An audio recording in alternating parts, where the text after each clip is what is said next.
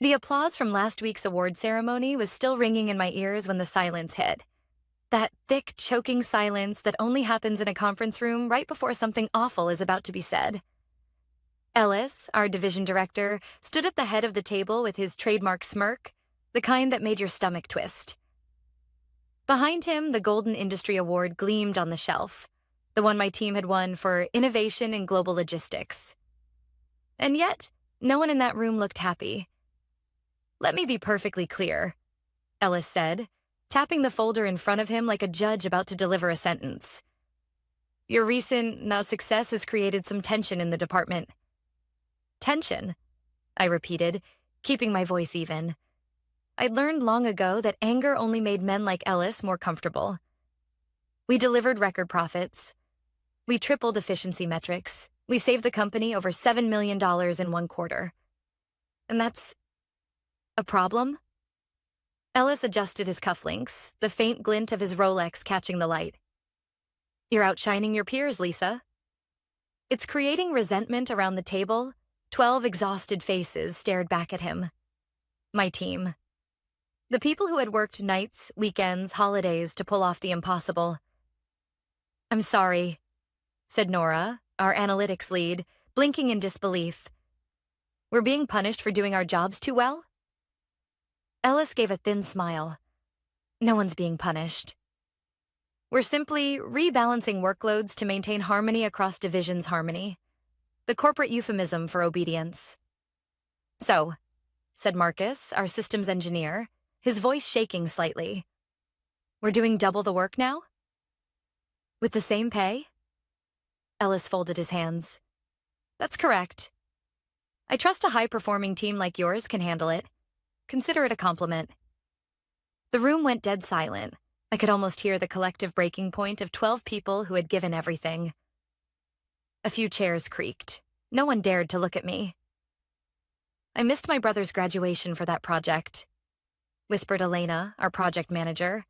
"And now we're being told it made others feel bad?" Ellis straightened his tie. "You'll find that in any large organization, individual glory doesn't last long. What matters is stability." I felt something click inside me. That strange cold clarity that shows up right before the storm.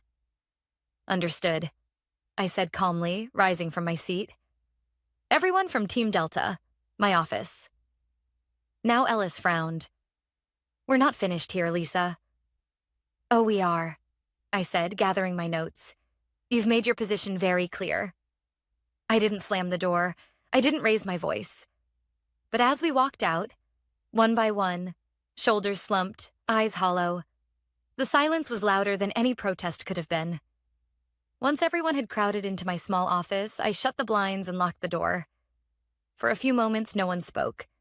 The air was heavy, brittle. "This is where you tell us to hang in there, right?" Marcus said finally. "That we should just be grateful we still have jobs?" "No," I said quietly, leaning against my desk. "This is where I tell you something I've been keeping to myself for a few weeks." 12 pairs of eyes lifted, tired but curious. 2 months ago, I continued, I received a message from someone on the board. Her name is Miriam Holt. That name changed the air instantly. Miriam Holt, co-founder of the company, semi-retired, and practically a legend. She reached out because she noticed something strange in our division metrics. How every team that starts overperforming eventually gets restructured or dissolved.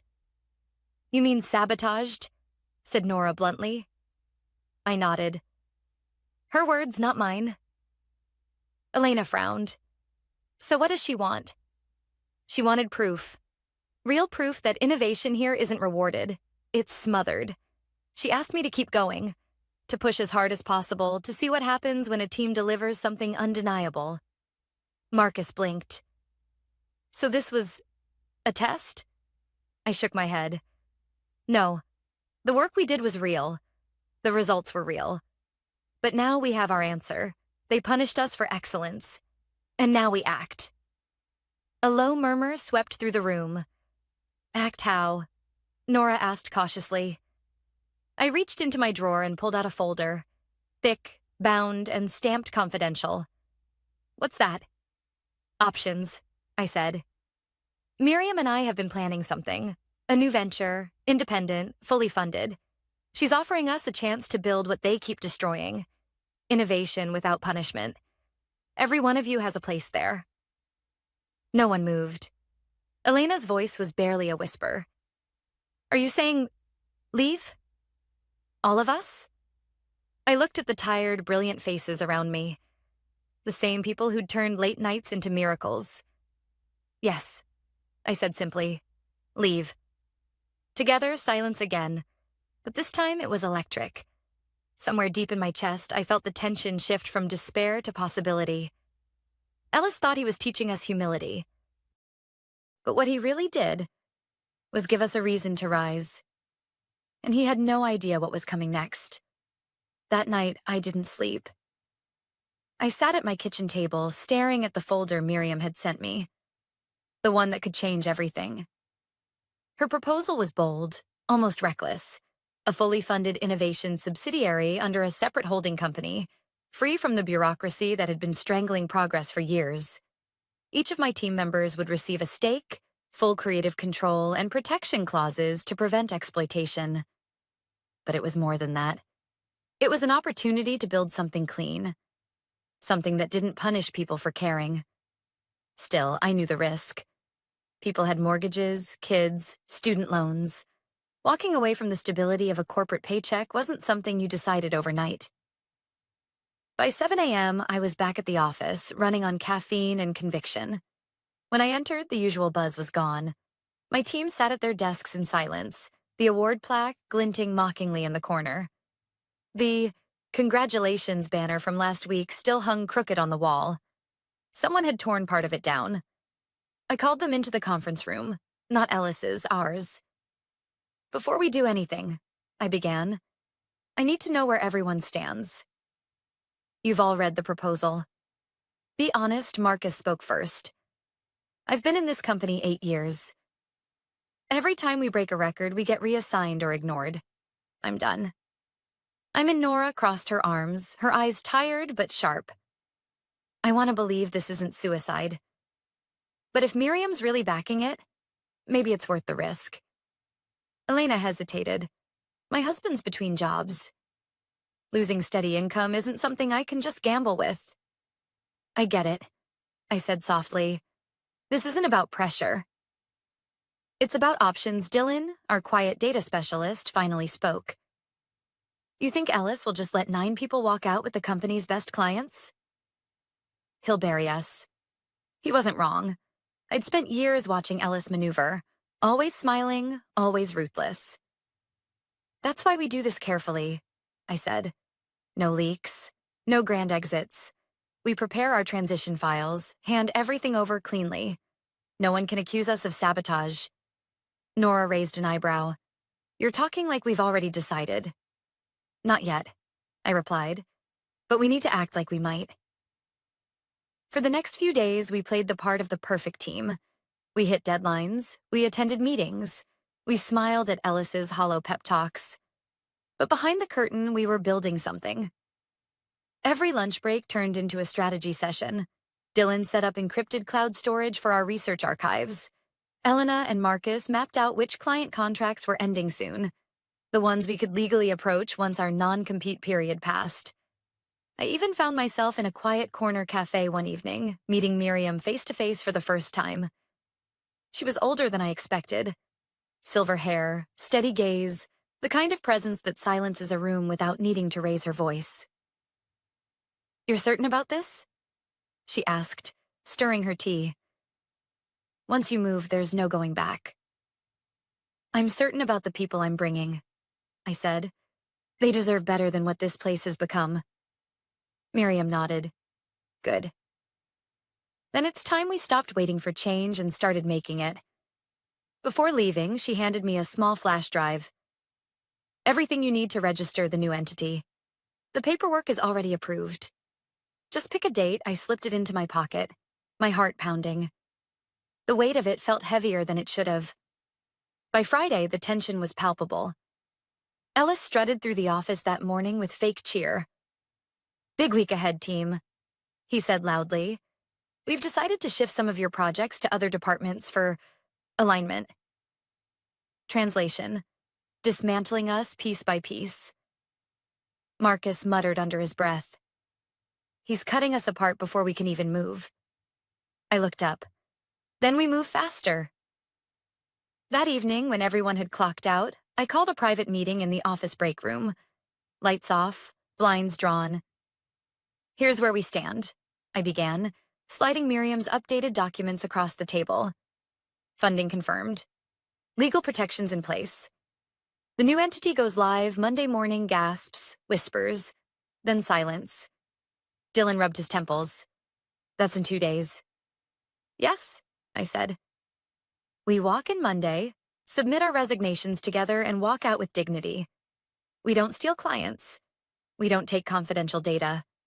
We just leave and start building. Elena's voice cracked. You really think they'll just let us go? I met her eyes. They can't stop people from quitting. And if Ellis tries anything, he'll have to explain to the board why the award-winning team all vanished at once. For a long moment, no one spoke. Then Marcus stood, holding out his hand. Let's do it. One by one, the others followed. Nora, Dylan, Elena, Sage, Faye, and the rest. 12 hands joined in silent agreement. We weren't rebels. We weren't saboteurs. We were exhausted professionals reclaiming our worth. As they left that night, I lingered by the office window. Across the street, the city lights blurred into motion, alive, relentless, unstoppable. In that reflection, I saw something I hadn't in months: purpose. Ellis thought fear would keep us small. He didn't realize that when you push people past their limit, you don't break them. You forge them. And come Monday, he would learn just how strong we'd become. Monday morning arrived colder than usual. I woke before sunrise, the city still half asleep, my thoughts louder than the traffic outside. On the counter, 12 sealed envelopes sat in a neat row, each one containing a resignation letter I'd reviewed twice over. Every signature represented courage. Every page, a quiet rebellion. I poured coffee, my hands trembling slightly, and told myself it was the caffeine. It wasn't.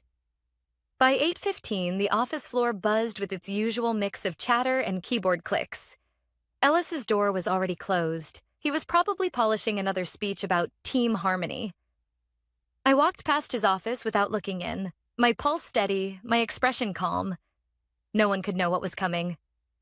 One by one, my team arrived. Marcus nodded at me as he passed my desk, eyes sharp but determined. Nora mouthed a quick, "Ready." Even Elena, who'd been the most hesitant, gave a small, trembling smile. We had planned everything down to the minute. At 8:30, we gathered by the glass wall outside the main conference room. Our 12 envelopes sat in a small box I carried against my chest. When I pushed the door open, Ellis looked up from his laptop. Lisa? Is this about the new workload structure? I told you the decision's final. This isn't about that, I said, placing the box on the table. He frowned, watching as my team filed in behind me.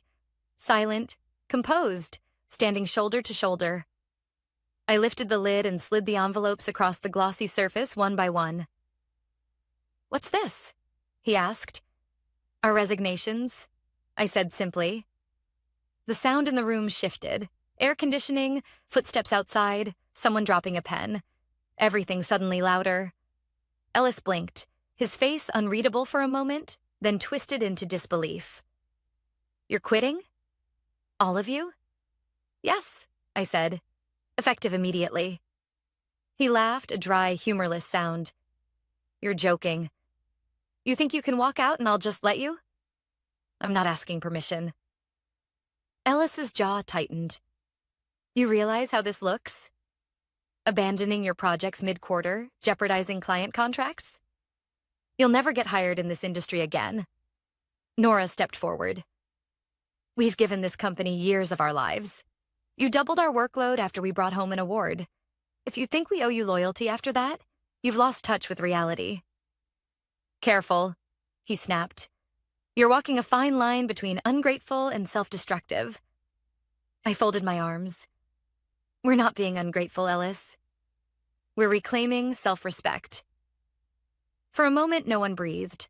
Then he leaned back, smirking. You'll regret this, Lisa. All of you will. You think Miriam Holt is going to protect you? She's barely on the board anymore. I didn't answer. He didn't know that the paperwork for the new subsidiary had already been filed, signed off by Miriam and quietly approved by 2 other board members. We weren't walking into chaos. We were walking into structure. Ours. When we turned to leave, Ellis called after me. You're finished in this industry. Mark my words, I didn't look back. You've already said that to better people than me. And yet somehow they're still standing. We didn't go home. We walked together to a small co-working space Miriam had rented for us across town. The moment we stepped inside, it hit me. The smell of fresh paint, new desks, untouched walls. It wasn't much, but it was ours. Marcus let out a low whistle. Hard to believe this is real. It's real, I said, setting my bag down, but it's going to get messy. He looked at me, brow furrowed. You think Ellis will come after us? He'll try. He can't afford to let 9 top performers walk out quietly. He'll spin the story however he needs to. As if on cue, my phone buzzed, a notification from our internal messaging system. A company-wide email had just gone out. Effective immediately, several members of Team Delta have been reassigned following internal restructuring. We wish them the best in their future endeavors. I could almost hear Ellis dictating it, carefully sanitizing the truth. But what caught my attention wasn't the message. It was the timestamp. 8 minutes after we'd left the building. Nora leaned over my shoulder. He's already rewriting the narrative. Of course he is, I muttered. That's what people like Ellis do. But even as frustration bubbled up, something steadier anchored me. Resolve. He could twist the story, but he couldn't erase our work, our results, or what we were building now. That afternoon, we unpacked laptops, shared passwords, divided tasks. Faye set up new databases. Marcus tested software architecture. Elena contacted a few vendors we'd worked with over the years. Strictly post-contract, no violations. It wasn't glamorous, but there was a spark in the air, an energy I hadn't felt in months. Around 5 p.m., Miriam walked in, a faint smile playing on her lips. Well, she said, surveying the room. You did it. Barely, I said. Ellis has already started damage control. She nodded. Let him. The board's eyes are on him now, not you. The results speak louder than his spin. For a moment, I just looked around the room. The tired but smiling faces, the sound of keyboards clicking, the faint scent of coffee brewing in a machine someone had brought from home. It wasn't the polished office we'd left behind, but it was alive with purpose. Miriam leaned closer. You know, Lisa, most people complain about the system. Very few actually leave it. I smiled faintly. Maybe it was time someone did. Outside, the city lights flickered on one by one, and for the first time in years, I didn't feel like I was surviving corporate life. I was building something. And somewhere across town, I imagined Ellis pacing in his office, realizing that the people he underestimated had just done the one thing he never could. We started over. By Wednesday morning, the honeymoon phase was over. Our new workspace buzzed with energy, but tension hummed just beneath the surface. We were still waiting for the other shoe to drop. And when it did, it landed hard. At 9:02 a.m., Nora burst through the glass doors, phone in hand, eyes wide. Lisa, you need to see this. She handed me her phone. On the screen was a post on a professional networking site, a statement from Ellis, shared by the company's official page. Our organization remains committed to integrity and teamwork. Unfortunately, a small group of employees chose to resign abruptly after internal concerns were raised about data accuracy in recent award submissions. We wish them well as they pursue independent ventures. My stomach turned cold. It was subtle but deliberate. He was painting us as unethical, implying the award we'd won was based on falsified data. Marcus slammed his coffee mug down. He's calling us liars. Worse, said Nora quietly. He's calling us cheaters. I read the statement again. It was masterful in its vagueness, just enough to make people question our credibility without saying anything that could get him sued. By noon, it had hundreds of comments. Some were supportive, but many weren't. I knew those results were too good to be true. Classic corporate fraud story in the making. Our inboxes filled with polite but cautious emails from old clients. We'll be pausing discussions until things are clarified. Exactly what Ellis wanted. We can't let him control the story, said Marcus, pacing. We should release a statement too. No, I said firmly. If we react now, it'll look defensive. We need proof, Faye looked up from her laptop. I've been going through the project archives we saved. Every file, every timestamp, it's all clean. If he's altered the company's copies, we can expose it. Miriam, who had joined our morning call from her home office, nodded.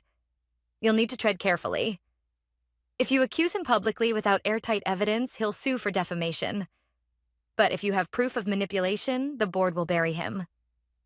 I'll find it, Faye said quietly, and she did. By Thursday night, she called me over, eyes burning with determination. Lisa, look at this. On her screen was a set of access logs from our last week at the company. Ellis had authorized maintenance on our performance dashboards, the same day several key files were modified. Look, Faye said, highlighting the timeline. He backdated entries. Our verified data was replaced with lower numbers. It was exactly what we needed. Proof that Ellis had falsified performance records to justify discrediting us. I sent it straight to Miriam, who called within minutes. This changes everything. Send me everything you've got. I'll bring it to the board. The next morning, the email came. Board of Directors, emergency session, 11 a.m. Attendees required. Lisa Mendez, former Team Delta lead. My throat went dry. It was happening. At 10:45, I walked into the corporate building for the first time since our resignation. The same receptionist greeted me. Hesitant smile, clearly aware of the rumors. My badge had been deactivated, so she called security to escort me to the boardroom. When the doors opened, Ellis was already there. Confident, relaxed, the picture of control. Lisa, he said smoothly. Good to see you. I trust your new project is going well? I didn't answer. Around the table sat 11 board members, and at the far end, Miriam, calm as ever. She gave me a subtle nod. Julian, the chairman, began. We've been informed of conflicting claims regarding last quarter's data. Mr. Ellis, you've alleged inaccuracies in Team Delta's submissions. Ms. Mendez, you've countered with accusations of falsification. We're here to clarify. Ellis leaned forward. The numbers were inflated. I took corrective action to maintain integrity. Unfortunately, Ms. Mendez and her team saw this as punishment. Integrity? I said quietly, pulling out a USB drive. Would integrity include editing verified data to make a high-performing team look like underachievers? Ellis froze. I plugged the drive into the boardroom display. These are the original files. Timestamped, archived, and cross-verified by our cloud storage before we left. You'll see a clear pattern. Altered entries made under Ellis's admin credentials. Faye's clean documentation scrolled across the big screen, each timestamp another nail in his coffin. Julian's expression hardened. Mr. Ellis, do you have an explanation? Ellis opened his mouth, then closed it again. Those logs must be fabricated. Miriam spoke, voice cutting through the tension like glass. They're not. IT has already verified them against our internal server. Lisa's files are authentic silence. The air felt heavier by the second. Finally, Julian sighed. This is serious misconduct.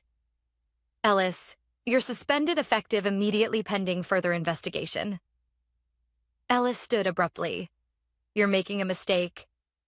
I did what was necessary to protect. Enough, Julian said sharply. You protected yourself. Not the company. He stormed out, slamming the door so hard the glass rattled. I exhaled slowly, my body shaking from the tension I'd been holding for days. Miriam looked at me, a faint smile on her lips. You did well. Most people would have folded under that kind of pressure. It wasn't just me, I said. My team's the reason this even came to light. Julian nodded. And now, thanks to that, we can start fixing what's broken. As I left the building, my phone buzzed. A message from Marcus. How did it go? I typed back. Better than expected. But it's not over yet. Because I knew Ellis, men like him didn't fade quietly, and something told me he wasn't done fighting. For a few days after the board meeting, the silence was almost eerie. No angry calls, no threats, no messages from Ellis. Just quiet. The kind that follows a storm. My team worked in cautious relief, still half expecting something to crash down. But the days passed, and nothing came, until the email that changed everything. It was Friday afternoon when Nora called across the co-working space. Lisa, check your inbox. Now I opened it and stared. The subject line read, Leadership Update, Corporate Announcement. Inside was a statement from the company. After a thorough investigation, the board has confirmed discrepancies in performance reporting. The division director responsible has been terminated, effective immediately. We remain grateful to former Team Delta members for their integrity and contributions to our success. Ellis was gone. Fired. Officially. For a long time, none of us spoke. Then Marcus laughed quietly, shaking his head. He really thought he could bury us. Nora leaned back in her chair, exhaling hard. You think he's somewhere reading this right now? Maybe, I said. But honestly, it doesn't matter anymore because for the first time in years, we weren't surviving someone else's game. We were building our own. Our new company, Orion Systems, grew faster than any of us had dared to predict. What started as 12 people sharing rented desks became 40 employees within 3 months. Clients who had once been off-limits reached out to us quietly, saying the same thing. We want to work with the people who actually deliver. We never poached anyone. We didn't have to. Results spoke louder than Ellis's lies ever could. Every day felt like a mix of chaos and purpose. We worked long hours again, but they didn't feel like the same endless grind. There was laughter during late-night calls, impromptu pizza runs, and whiteboards covered in wild ideas no one would have dared suggest back at the old company. Miriam visited once a week, moving slower these days but still sharp as ever. One afternoon, she pulled me aside after a team meeting. Do you know why I backed you, Lisa? I shrugged. Because we got results? She smiled faintly. No, because you refused to turn bitterness into your brand. You fought back, but you didn't destroy. You rebuilt. Most people never make it that far. I didn't have an answer for that. Maybe because part of me knew she was right. Revenge had stopped being the goal weeks ago. What drove me now was something quieter, steadier. A need to prove that excellence didn't have to come at the cost of humanity. Still, it wasn't all smooth. There were nights I lay awake wondering if we'd taken on too much. Cash flow was tight, deadlines relentless, and we were learning on the fly. But every time doubt crept in, something happened to push it back. Like the morning Elena arrived with tears in her eyes. Remember the client we lost last year because Ellis cut our budget? She said, waving an email. They want us back. Under Orion. Full contract, no conditions. The room erupted in cheers. That afternoon, as I watched my team clinking coffee cups instead of champagne flutes, I realized something simple but powerful. We weren't running away from the system anymore. We'd built a better one. 2 months later, I received an unexpected invitation. The annual industry summit, the same one where our team had been honored the year before, wanted me to give the keynote speech. The irony wasn't lost on me. The night before the event, I barely slept. I kept thinking about the last time I'd stood on that stage, smiling under bright lights, unaware of the betrayal waiting behind the applause. Now I'd be returning, not as an employee, but as a founder. When I finally stepped up to the podium, the room hushed. Dozens of familiar faces stared back at me, some curious, some skeptical. I took a breath and began. A year ago, my team stood on this stage accepting an award we were proud of. We thought recognition meant security. Instead, it exposed how fragile success can be when leadership fears those who excel. A ripple went through the audience. I learned something valuable since then, I continued. Punishing excellence doesn't make a company stronger. It kills innovation. And when you punish people for caring, they stop giving you their best. I paused, scanning the room. But here's the truth. When people are free to build without fear, they'll create something no one can suppress. That's what real leadership looks like. Applause began slowly, then spread like a wave. For the first time, it didn't feel hollow. It felt earned. Afterward, as I stepped off the stage, Miriam caught my arm. "You did it," she whispered. "No," I said, smiling. "We did." That night, I walked home instead of taking a cab. The city was quiet, streetlights reflecting off glass towers that once symbolized everything I thought I needed. I passed the old building where Ellis had tried to break us.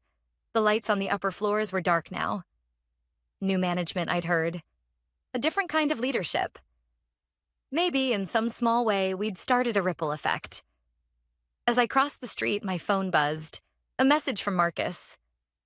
"We signed 3 new clients today." Guess who referred them? The bored, I smiled, tucking my phone away. Sometimes the best revenge isn't humiliation or victory. It's progress.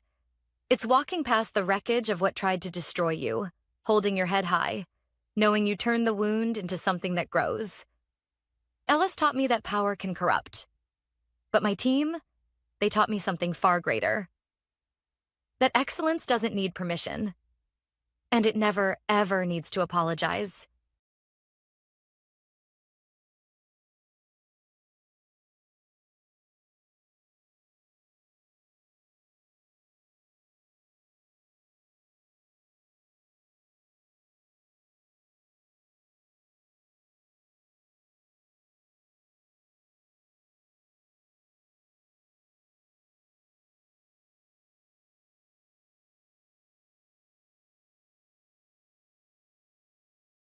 Rain tapped against the wide office windows like an impatient drummer, and I remember thinking how fitting it was. That the sky itself seemed restless, just like me. My hands trembled slightly as I packed the last of my things into the cardboard box they'd given me. A framed photo of my team from 3 years ago, a mug with the company logo half faded from use, and a few pens I'd bought myself when the office stopped ordering supplies. Across the hall, through the glass divider, laughter echoed. The sound of clinking glasses, music, and celebration drifted into my empty cubicle. My boss, Richard, stood at the center of it all, his expensive suit gleaming under the fluorescent lights, holding a champagne flute high. Around him, my former colleagues were smiling, nodding, pretending not to look in my direction. Finally, I heard Richard's voice, muffled but clear enough through the glass. Someone competent. She'll clean up Ellen's mess. My fingers froze around a stack of reports. My mess. The system I built, the processes I designed, the clients I secured. All reduced to a mess. I turned just enough to see her. Amanda, the new innovation specialist they'd hired. She looked fresh out of a management seminar. Sleek ponytail, white blazer, confidence sharp as glass. She was smiling at his words, maybe politely, maybe smugly. It didn't matter. I was already being erased. Security arrived right on cue. They were polite, careful not to make it a scene. "Company policy," one of them muttered as I was escorted past the glass wall where Richard's team was raising their glasses. My reflection stared back at me. Tired eyes, rain-slick hair, and the faintest smile. Because what none of them knew, not Richard, not Amanda, not anyone, was that I'd already made my move. But we'll get to that. Right now, I was still the dismissed employee, the scapegoat, the woman who'd given 6 years of her life to a company that couldn't even spare a proper goodbye. When I reached the parking lot, the rain had turned into a full storm. The cardboard box sagged under the weight of my belongings. My car, a faded silver sedan, felt like a coffin as I sat there, staring at the neon glow of the building I'd practically lived in. 6 years. I'd built their client data architecture from scratch, the one thing that made their department profitable. And yet, Richard had been circling for months, whispering to upper management about my inefficiencies. I worked long hours, but not loud hours. Amanda, though, she was loud. She knew the right buzzwords, the right smiles. Modernize, simplify, automate words that sound smart until you realize they mean replace. I drove home through the rain, each drop a metronome to my unraveling thoughts. I didn't cry. Not that night. I just replayed the past few months in my mind. The sudden exclusion from meetings, the vague performance reviews, the subtle push to document everything I did. They wanted my system, but they didn't want me. I made myself tea when I got home, though I didn't drink it. My phone buzzed with a single email. Subject: transition completed. From Richard Hall. Body: thank you for your contributions, Ellen. Wishing you all the best in your future endeavors. Corporate condolences, sterile and cold. I laughed quietly, because my contributions were more intricate than Richard could ever comprehend. He thought he'd taken everything. He hadn't even begun to understand what he'd lost. Still, I barely slept that night. My mind kept looping through the same image. Amanda's confident smile, Richard's smug toast, the clinking of glasses. By morning, the rain had stopped. Sunlight poured into my kitchen as if pretending nothing had changed. I opened my laptop, logged into my backup system, and scrolled through lines of code and access logs. The infrastructure I'd designed. The system that ran their entire client coordination platform. The one that wasn't broken when I left, but could be if handled carelessly.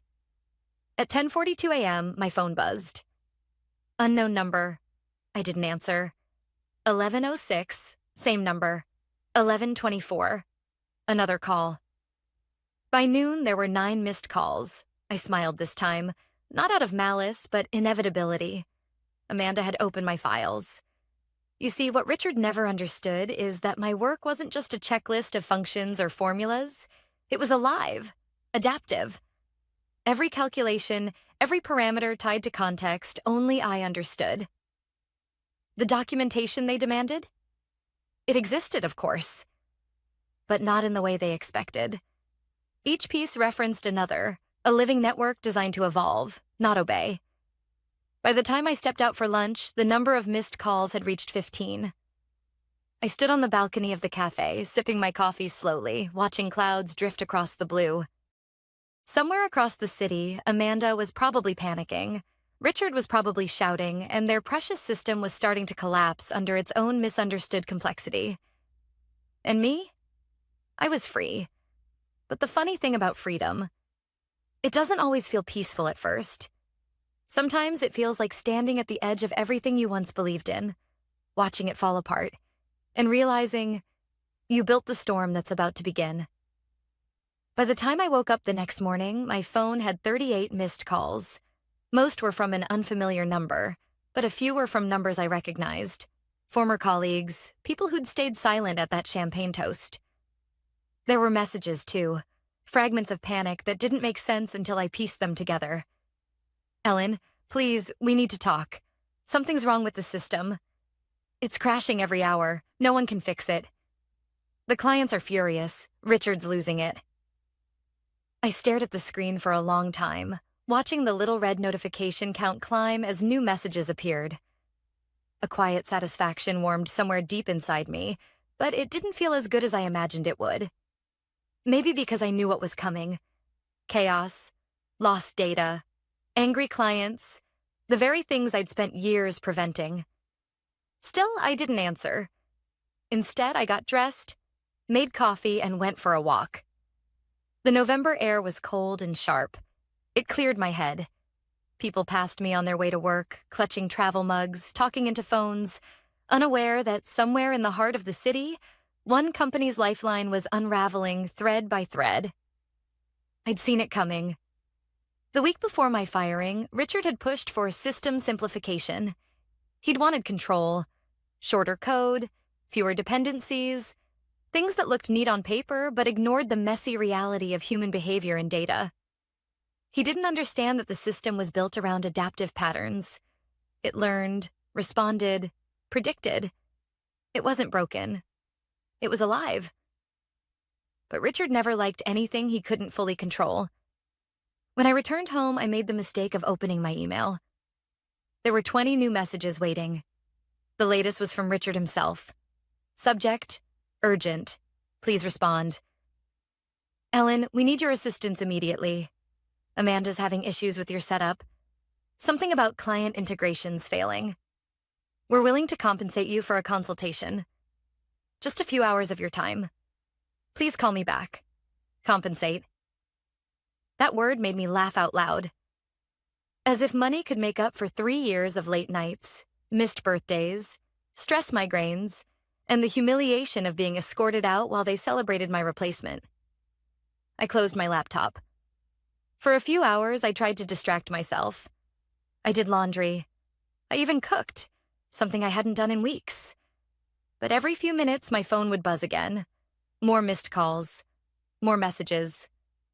By the time I sat down for lunch, there were 67. Curiosity got the better of me, and I finally listened to one voicemail. It was Amanda. Ellen, it's me. Look, I think something's wrong with the integration mapping. Every time I try to reset the node, the system rejects the changes. The error logs keep referencing your username, even though we deactivated it. I can't fix this.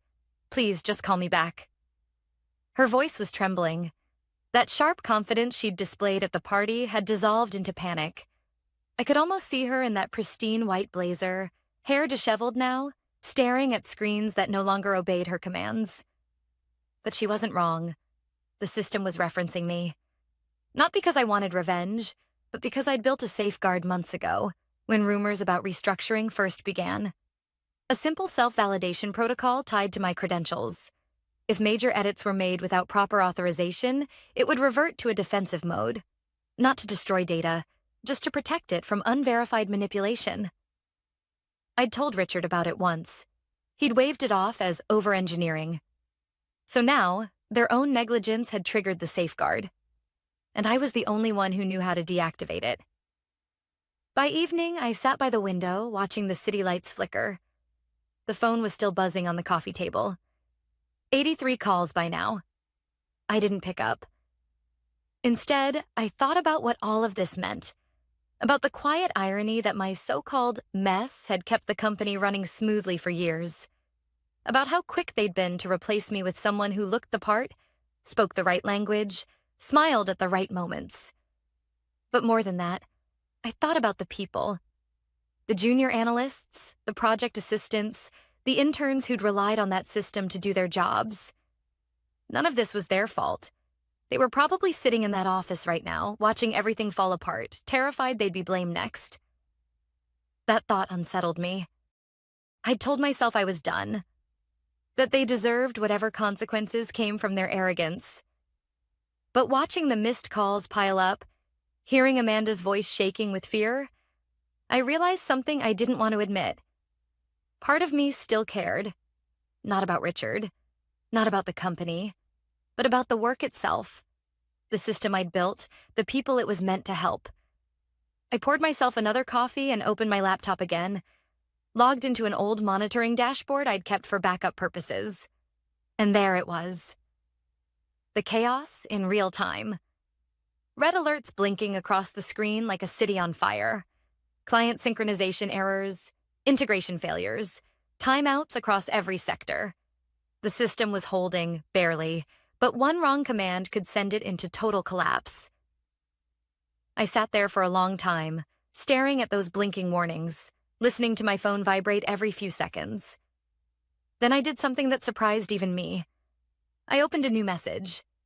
To amanda.h@kleinanalytics.com. Subject, stop. Body, don't touch anything else. Log out immediately. I'll be in touch. Ellen, I hesitated before hitting send. It wasn't forgiveness. It wasn't surrender. It was something else. Responsibility, maybe. Or maybe just unfinished business. As I pressed send, another voicemail arrived. This one from a number I didn't recognize. Ms. Grant, this is Linda Chen, Deputy Director from the Department of Municipal Infrastructure.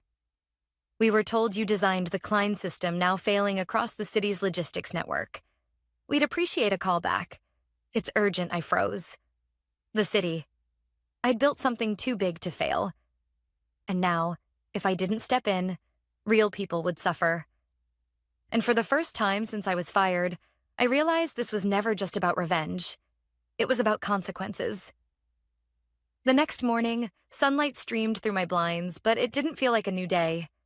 It felt like a countdown. I'd barely slept after that voicemail from the city official. Every time I closed my eyes, I saw the dashboard. Blinking red alerts, system stalling, routes failing. What had begun as a quiet act of defiance was turning into something much bigger than I'd ever intended. By 8:15 a.m., my phone rang again. The same number. I let it go to voicemail once more. Then curiosity got the better of me. I pressed play. Ms. Grant, this is Deputy Director Linda Chen following up. The traffic coordination network your company installed last quarter is malfunctioning. Emergency services are reporting delays across multiple districts. We understand you were the lead architect. Please, we need your help. Her tone wasn't angry. It was urgent. Human. The kind of voice that carries the weight of responsibility. I sat there, still in my robe, coffee cooling beside me, feeling my pulse quicken. I'd built that system to improve the city's response coordination. Deliveries, ambulances, fire units. It wasn't just about analytics anymore. It was about lives. And now it was breaking apart. My chest tightened. The arrogance of Richard and Amanda, their careless meddling, had turned a corporate mistake into a public hazard. I could almost hear Richard in some boardroom right now, sweating through his shirt, trying to spin the disaster as a temporary software anomaly. A soft buzz drew my eyes to my phone again. A new message, this time from Irene, one of the junior engineers who used to report to me. Ellen, please. The mayor's office is furious. Richard's blaming you. Says you sabotaged the system before leaving. We all know that's not true, but they're talking legal action. Please call me. I stared at the screen. Sabotage. Of course he would say that. It was easier than admitting incompetence. I took a slow breath, then dialed Irene's number. She answered immediately, her voice trembling. Ellen? Oh, thank God. Everything's falling apart. Half the city grid's down. Ambulances are getting rerouted through manual dispatch. It's chaos. Stop touching the code, I said firmly. Tell Amanda and anyone else with access to log out now. No changes. None she already tried 3 resets, Irene whispered. It's getting worse. Of course it was. Every manual override confused the adaptive logic further. The system had been designed to adjust automatically to data flows, not to constant interference. Okay, listen carefully, I said, pulling my laptop closer. You'll need to isolate the East cluster. Disconnect from the main server, but don't delete anything. Just quarantine the node. You still have access? She asked. I never lost it.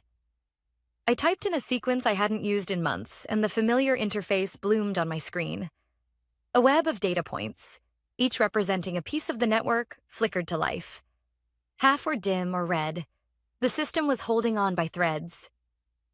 Ellen, Irene said quietly, why are you helping? After what they did? I paused, watching the pulse of the city's digital veins flicker weakly on my monitor. Because if I don't, people will get hurt.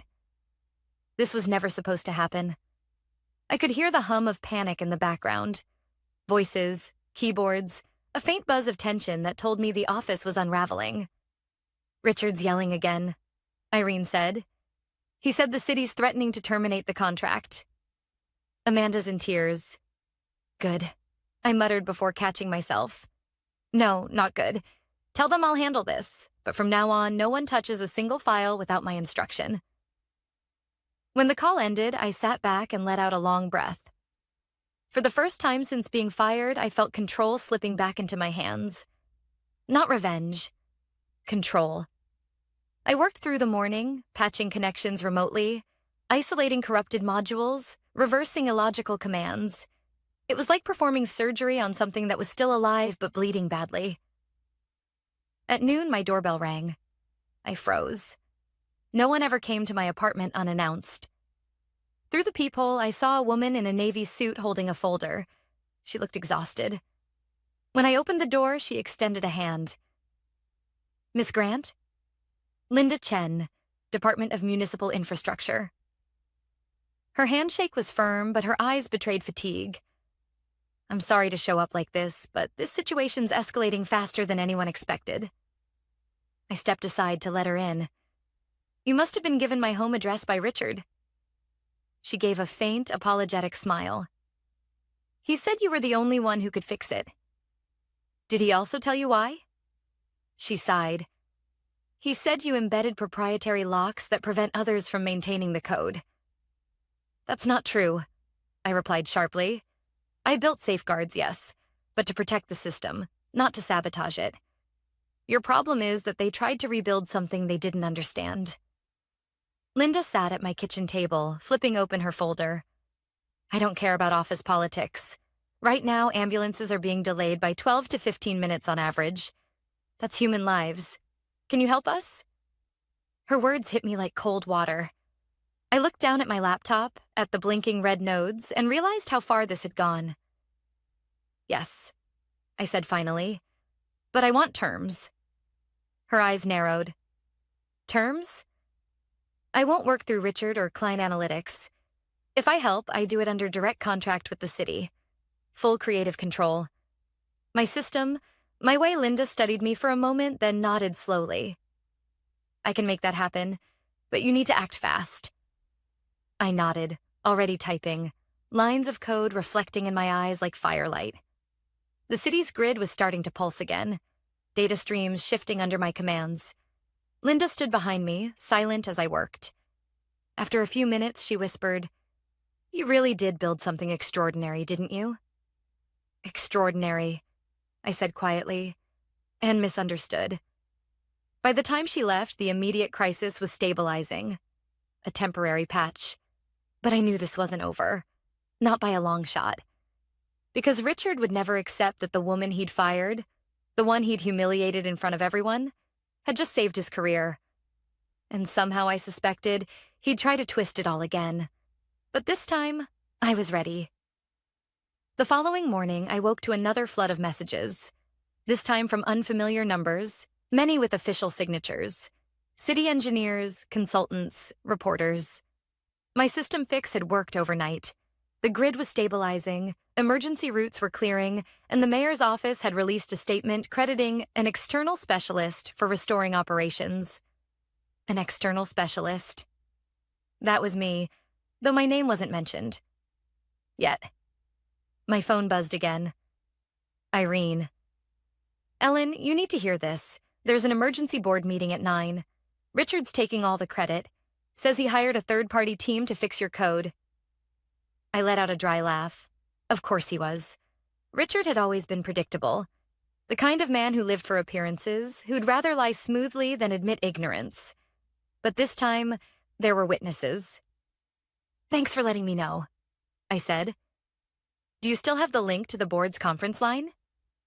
She hesitated. Ellen, you're not seriously thinking. I am. I spent the next 20 minutes preparing. I didn't have a suit or a title anymore, but I did have something better. Proof. Every change I'd made, every command executed from my console was logged and timestamped. The city's data servers would show that my credentials had been the ones to stabilize the system. By 8:59 a.m., I clicked the link. The familiar corporate logo flashed on my laptop screen, followed by the tiled faces of the company's senior leadership. Richard was in the center, perfectly groomed, his voice smooth as he addressed the room. Yes, it was a close call, but thanks to swift action and the brilliant work of my team, we were able to restore full functionality to the system overnight. A few heads nodded. Others looked skeptical. And then one voice cut in. "Excuse me, Richard," came Linda Chen's calm tone. "That's not accurate." All eyes shifted to her square on the screen. She was seated in her office, City Seal visible behind her. The system was repaired through a direct collaboration between my department and Ms. Ellen Grant, the original architect. The silence that followed was almost physical. Richard's smile faltered. "I wasn't aware of any formal involvement," he managed. "You weren't involved at all," Linda said. "You've been unreachable since yesterday morning. My team made the executive decision to bypass Klein Analytics entirely. Ms. Grant's solution prevented what could have been catastrophic failures." I watched Richard's face tighten. The micro-expressions of panic barely masked beneath corporate restraint. I decided that was my cue. "Good morning, everyone," I said, unmuting myself. My face filled one of the empty screens. Several people jumped slightly. "Ellen?" one of the board members exclaimed. Richard's composure cracked. "What are you doing here?" "This is a confidential meeting." "Apparently not confidential enough to keep the truth out," I said. "I'm here because my work saved your contract with the city. The same system you called a mess." He straightened, adopting his patronizing tone. "Let's not exaggerate. The issue was a result of undocumented features in your code. If anything, you put us in this position." I smiled slightly. "Undocumented?" "Richard, everything was documented. You just never read beyond the first page. I pulled up a file on my screen, sharing it through the meeting link. Here's the access log from the last 48 hours. You'll notice my credentials initiating the stabilizing protocols, followed by an authorization from the Department of Municipal Infrastructure. Your team's changes, on the other hand." I highlighted another column. "Caused the initial collapse." One of the board members cleared his throat. "Is that accurate, Richard?" He glanced down, jaw clenched. "I can't verify that at this time." Linda leaned forward. "I can." "My department confirmed it this morning. The chairman of the board spoke next, his voice low but sharp. "This company nearly caused a public disaster. Ms. Grant, you're saying the failures were due to unauthorized changes after your dismissal?" "Yes," I said. "And they ignored my warnings before that. I designed the system to be adaptive, not static. But Richard insisted on altering core logic to make it simpler. The result was instability that cascaded through the city's network." A murmur spread across the digital room. The chairman's face hardened. "That aligns with reports we received from the city. Richard, this is a serious breach he tried to recover. We can fix this internally. There's no need to—" But Linda cut him off. "The city has already terminated its contract with Klein Analytics. Effective this morning, Ms. Grant has been appointed as lead consultant under municipal management." The room went silent again. Richard blinked rapidly. "You can't—" "She can," I said quietly. And she did. The chairman sighed heavily. "Richard, step out of the call. The board needs a private discussion." For a brief moment, our eyes met through the screen.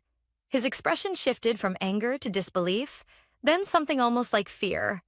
He clicked "Leave meeting," and his square vanished.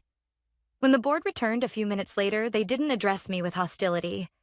One of them, a woman I'd never met, said, "Ms. Grant, on behalf of the board, I'd like to apologize for how your departure was handled. Clearly, mistakes were made." "Thank you," I said, though my tone stayed cool. "But I'm not coming back." I ended the call before they could say another word. For a long time, I sat in silence, watching my own reflection in the dark screen. It wasn't triumph I felt. Not exactly. It was relief. The truth was finally out. But deep down, I knew Richard wasn't finished. Men like him rarely accepted defeat quietly. And as much as I wanted to move on, a part of me sensed the storm hadn't fully passed. Sometimes victory isn't the end. It's just the start of the reckoning. For 2 days after the board meeting, my phone didn't stop buzzing. Reporters, recruiters, ex-colleagues. Everyone suddenly wanted to talk to the woman they'd ignored a week earlier. I didn't answer most of them. I wasn't looking for applause. I just wanted quiet. But peace rarely comes that easily. On the third morning, there was a knock at my door. Through the peephole, I saw him. Richard, still in one of his tailored suits, though this one looked wrinkled, like it hadn't been pressed since the chaos began. His tie hung loose, and the bags under his eyes were deep. For a moment, I considered not opening. Then curiosity won. I unlatched the door. "Ellen," he said, forcing a strained smile. "Can I come in?" "I don't think that's a good idea," I replied. He glanced around the hallway, lowering his voice. "Please, just 5 minutes." Reluctantly, I stepped aside. He walked in, the faint smell of cologne mixed with stress following him. His eyes darted to my desk, where my laptop sat open, code lines glowing faintly on the screen. "You're still working," he said quietly. "I'm improving the city's grid," I answered. "Something your team never learned how to do." He winced. I didn't come to argue. "Then why are you here?" He hesitated, and for the first time since I'd met him, I saw something genuine behind his polished facade. Fear. "They're letting me go," he said flatly. "Effective immediately. The board blames me for everything they should," I said. He looked at me sharply. "You think this is funny?" "No," I said softly. "But it's fair." He ran a hand through his hair and sighed. "Ellen, I made mistakes, but I didn't deserve this. You've got to understand. I was under pressure from the board, from the investors. They wanted fast results. Brooke's resume looked good." "Her name's Amanda," I interrupted. "Whatever. They wanted someone who could modernize things. I thought, maybe you'd plateaued. I crossed my arms." "So you fired me to prove a point?" He looked down. "I misjudged you." I studied him for a moment. He wasn't lying. He wasn't apologizing either, not fully. It was a statement of regret, not remorse. A subtle difference, but an important one. "What do you want, Richard?" He met my eyes. "A chance to make this right. If you'd let me come on board under your new contract, maybe as an advisor, I could help smooth things with the remaining clients. I know the politics, you know the systems. Together we could—" "Stop," I said, raising a hand. "You humiliated me in front of everyone. You celebrated while I was escorted out. You called my work a mess. Now you want to work for me?" His mouth opened, then closed again. "I need a second chance," he murmured. I almost felt sorry for him. Almost. But then I remembered standing in that rain-soaked parking lot, cardboard box in hand, watching him toast to my replacement. "Richard," I said evenly, "you didn't just fire me. You erased me. You made me question my worth, my competence, my place in a field I built my life around. That kind of damage doesn't get undone with one apology. Or a new job title." He stared at the floor. For a moment he looked smaller. Just another man who'd believed his own myth for too long. "I'm sorry," he whispered. I nodded slowly. "You should be. But I don't need your apology to move forward. I already did." He turned toward the door, defeated. "I guess that's that." As he stepped out into the hall, I called after him. "Richard?" He stopped. "Next time you hire someone more competent," I said, "make sure you understand what you're replacing first." He didn't answer, just nodded once and walked away. When the door closed, I let out a long breath I hadn't realized I was holding. The apartment was silent except for the hum of my computer. I sat back down at my desk and looked at the new interface I'd been building. A refined version of the system, independent from any company. It wasn't just a program anymore. It was a statement. Proof that resilience can't be fired and brilliance can't be replaced. Later that afternoon, I met Linda Chen at City Hall to finalize my contract. She handed me the official document with a faint smile. Municipal Innovation Consultant, she read aloud. You'll oversee all future development and have full authority over the infrastructure network.